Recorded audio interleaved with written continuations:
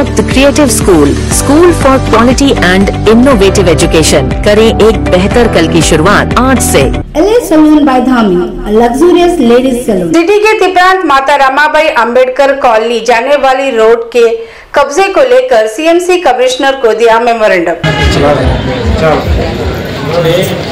नमस्कार, नवरशरानी, आप देख रहे हैं बीके न्यूज में आपका स्वागत है। बसों कल्याण सिटी के तिप्रांत में मौजूद माता रमाबाई अंबेडकर कॉलोनी जाने वाले रोड पर कुछ लोग अपनी प्रॉपर्टी है बोलते हुए JCB की मदद से काम चालू कर रहे थे, तभी एरिया के लोगों ने भगा दिया। 12 मार्च 2025 को माता रमाबाई अंबेडकर कॉलोनी के लोगों ने बसों कल्याण CMC पहुंच CMC कमिश्नर राजू डी बनकर को मेमोरेंडम देते हुए कहा कि माता रमाबाई अंबेडकर जाने वाली रोड पर CMC वाइस प्रेसिडेंट के पति भीमशाह फुले, संजू गायकवाड़, ग्राम पंचायत मेंबर मोरखंडी, संजू कुमार सगनूरे, धर्म प्रकाश गली, शेट्टी कंजीकर, नेहा कंप्यूटर खिलाफ इलीगल कब्जा करने का आरोप लगाते हुए मेमोरेंडम दिया और मांग की कि इन पर एक्शन लिया जाए और साथ ही कहा कि इन मामले में एक्स MLA मल्लिकार्जुन खोबा का भी हाथ है। इस मौके पर advocate Anusaya Manthalkar, Nityanand Manthalkar, CMC member Ravi Bhurare के अलावा माता रमाबाई अंबेडकर कॉलोनी के महिलाएं और लोग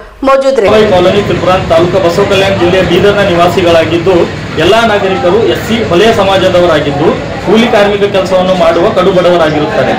ನಾವು ಸುಮಾರು 35 के Giri silk and sari, heaven golden super mart 50% off, Holkunde petroleum diesel में है दम, मार्केट से 1 रुपए कम ಕಡು ಬಡವರಾಗಿರುತ್ತಾರೆ।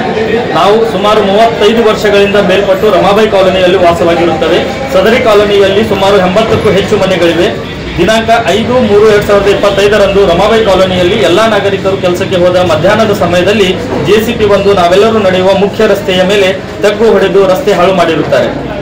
ಸದರಿ ರಸ್ತೆಯ ಮೇಲೆ ತಗ್ಗು ಹೊಡೆಯುವಾಗ ರಮಾಬಾಯಿ ಕಾಲೋನಿಯ ನಿವಾಸಿಯಾದ ಶ್ರೀಮತಿ ಕವಿತಾ ಗಂಡ ಉದಯ್ ಕುಮಾರ್ ಉದ್ನೂರ್ಕರ್ ಹಾಗೂ ಶ್ರೀಮತಿ ಸಟ್ವಾ ಮಂಗಲಾ ಗಂಡ ಸುಭಾಷ್ ಮೇತ್ರೆ ಹಾಗೂ ಇನ್ನಿತರ ಯುವಕರು JCB ಚಾಲಕನಿಗೆ ನಾವು ನಡೆಯುವ ರಸ್ತೆ ಮೇಲೆ ಏಕೆ ತಗ್ಗು ಹೊಡೆಯುತ್ತಿದ್ದೀರಿ ಎಂದು ಕೇಳಿದಾಗ ಸದರಿ JCB ಚಾಲಕ ನನಗೆ ತಗ್ಗು ಹೊಡೆಯುವುದಕ್ಕೆ ನಗರಸಭೆ ಉಪಾಧ್ಯಕ್ಷರಾದ ಶ್ರೀಮತಿ ಲಕ್ಷ್ಮೀಬಾಯಿ ಗಂಡ ಭೀಮಶಾ ಫುಲೆ ಇವರ ಗಂಡನವರಾದ ಶ್ರೀ ಭೀಮಶಾ ತಂದೆ ಶಂಕರ್ ಫುಲೆ ಹಾಗೂ ಅವರ ಸಂಗಡಿಗರಾದ ಸಂಜು ಗಾಯಕ್ವಾಡ್, ಗ್ರಾಮ ಪಂಚಾಯತ್ ಸದಸ್ಯರು ಮೋರ್ಖಂಡಿ, ಸಂಜು ಕುಮಾರ್ ಸಂಗ್ನೂರೆ, ಧರ್ಮ ಪ್ರಕಾಶ್ ಗಲ್ಲಿ, ವೀರಶೆಟ್ಟಿ ಕಂಜಿಕರ್, ನೇಹಾ ಕಂಪ್ಯೂಟರ್ ಮಾಲೀಕರು ಇವರೆಲ್ಲರೂ ಸೇರಿ ತಗ್ಗು ಹೊಡೆಯಲು ಹೇಳಿದ್ದಾರೆ ಎಂದು ತಿಳಿಸಿದರು। ನಂತರ ನಾವು JCB ಚಾಲಕನಿಗೆ ಇದು ನಮ್ಮ ನಡೆದಾಡುವ ಹಾಗೂ ನಮ್ಮ ಓಣಿಗೆ ಹೋಗುವ ಮುಖ್ಯ ರಸ್ತೆಯಾಗಿದ್ದು ಈ ರಸ್ತೆಯನ್ನು ದಯವಿಟ್ಟು ಹಾಳು ಮಾಡಬೇಡಿ ಎಂದು ಸದರಿ JCB ಚಾಲಕನಿಗೆ ಬೇಡಿಕೊಂಡಾಗ ಆತನು JCB ತೆಗೆದುಕೊಂಡು ಹೋಗಿರುತ್ತಾನೆ। 5/3/2025 ಈ ಹಿಂದೆ ಮಣ್ಣು ಹಾಕಿದ ರಸ್ತೆಯ ಮೇಲೆ ಬೃಹತ್ತಾದ ಕಾಂಪ್ಲೆಕ್ಸ್ ಕಟ್ಟಡ ಕಟ್ಟಲು ಈ ಜಾಗವನ್ನು ಅನಧಿಕೃತವಾಗಿ ಕಬಳಿಸಿಕೊಳ್ಳಲು ಬಂದಿರುತ್ತಾರೆ। ಇದರ ಮಾಹಿತಿಯನ್ನು ಸ್ವತಃ ಸಂಜೀವ್ ಕುಮಾರ್ ಸಂಗ್ನೂರೆ, ಧರ್ಮ ಪ್ರಕಾಶ್ ಗಲ್ಲಿ, ಬಸವ ಕಲ್ಯಾಣ ಇವರು ಹೇಳುತ್ತಾ ಮುಂದುವರೆದು ಸದರಿ ಆಸ್ತಿಯು ಮಾಜಿ ಶಾಸಕರಾದ ಶ್ರೀ ಮಲ್ಲಿಕಾರ್ಜುನ್ ಖೋಬಾ ಇವರ ಆಸ್ತಿಗೆ ಆಗಿರುತ್ತದೆ। ನಾವು ಸದರಿ ರಸ್ತೆಯ ಮೇಲೆ ಕಾಂಪ್ಲೆಕ್ಸ್ ಕಟ್ಟಡವನ್ನು ಕಟ್ಟುತ್ತಿದ್ದೇವೆ ಎಂದು ಹೇಳಿ ಸ್ಥಳದಲ್ಲಿರುವ ರಮಾಬಾಯಿ ಕಾಲೋನಿಯ ನಿವಾಸಿಗಳಿಗೆ ಬೆದರಿಕೆ ಹಾಕಿ ಅವಾಚ್ಯ ಶಬ್ದದಿಂದ ಬೈದು ನಾವು ಪುನಃ ಬಂದು ತೆಗ್ಗು ಹೊಡೆಯುವಾಗ ನೀವು ನಮಗೆ ನಿಲ್ಲಿಸಿದರೆ ಅದೇ JCB ಯಿಂದ ನಿಮಗೆಲ್ಲರಿಗೂ ಮುಚ್ಚು ಹಾಕುತ್ತೇವೆ ಎಂದು ಜೀವ ಬೆದರಿಕೆ ಹಾಕಿರುತ್ತಾರೆ।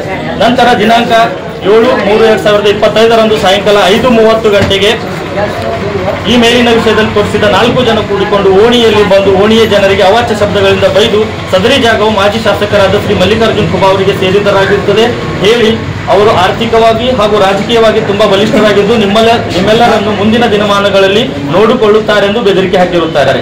ಅಲ್ಲದೆ ಸಂಜೀವ್ ಗಾಯಕ್ವಾಡ್ ಸದಸ್ಯರು, ಗ್ರಾಮ ಪಂಚಾಯತ್ ಮೋರ್ಖಂಡಿ ಇವರು ಫೋನ್ ಮೂಲಕ ಮಾತನಾಡಿದ ಆಡಿಯೋ ಕೂಡ ಇದ್ದು ಸದರಿ ಆಡಿಯೋದಲ್ಲಿ ಶ್ರೀಮತಿ ಲಕ್ಷ್ಮೀಬಾಯಿ ಗಂಡ ಭೀಮಶಾ ಫುಲೆ ಇವರ ಗಂಡನವರಾದ ಶ್ರೀ ಭೀಮಶಾ ತಂದೆ ಶಂಕರ್ ಫುಲೆ ಇವರು ಮಾಜಿ ಶಾಸಕರಾದ ಶ್ರೀ ಮಲ್ಲಿಕಾರ್ಜುನ್ ಖೋಬಾರ ಕಡೆಯಿಂದ 5 ಲಕ್ಷ ರೂಪಾಯಿ ಹಣ ಪಡೆದುಕೊಂಡು ಸದರಿ ರಸ್ತೆಯನ್ನು ಬಲವಂತವಾಗಿ ತೆರವುಗೊಳಿಸಿ ಈ ಕಾಂಪ್ಲೆಕ್ಸ್ ಕಟ್ಟಲು ಮುಂಗಡ ಹಣವನ್ನು ತೆಗೆದುಕೊಂಡಿದ್ದು ಸುಮಾರು 1.5 ಲಕ್ಷಗಳನ್ನು ರಮಾಬಾಯಿ ಕಾಲೋನಿಯಲ್ಲಿ ಗೌತಮ್ ಬುದ್ಧ ಹಾಗೂ ಅಂಬೇಡ್ಕರ್ ಅವರ ಮೂರ್ತಿಯನ್ನು ಸ್ಥಾಪನೆ ಮಾಡುತ್ತೇನೆ ಎಂದು ಸುಳ್ಳು ಹೇಳಿ ಹಣ ಪಡೆದುಕೊಂಡಿರುತ್ತಾರೆ ಎಂದು ಸಂಜು ಗಾಯಕ್ವಾಡ್ ಸದಸ್ಯರು, ಗ್ರಾಮ ಪಂಚಾಯತ್ ಮೋರ್ಖಂಡಿ ಅವರು ಹೇಳಿದ್ದಾರೆ। ಈ ಮೂಲಕ ಮಾನ್ಯರಾದ ತಮ್ಮಲ್ಲಿ ಇಂತಹ ಸಮಾಜಘಾತಕರನ್ನು ಗುಂಡಾಗಿರಿ ಮಾಡುವಂತಹ ವ್ಯಕ್ತಿಗಳನ್ನು ಸೂಕ್ತವಾದ ಕಾನೂನು ಕ್ರಮ ಕೈಗೊಂಡು ಸದರಿ ಮುಖ್ಯ ರಸ್ತೆಯನ್ನು ಉಳಿಸಿಕೊಡಲು ಹಾಗೂ ಇನ್ನೊಮ್ಮೆ ಇಂಥ ಘಟನೆ ಮರುಕಳಿಸದಂತೆ ಕ್ರಮ ಕೈಗೊಳ್ಳಬೇಕೆಂದು ವಿನಂತಿಸುತ್ತೇವೆ।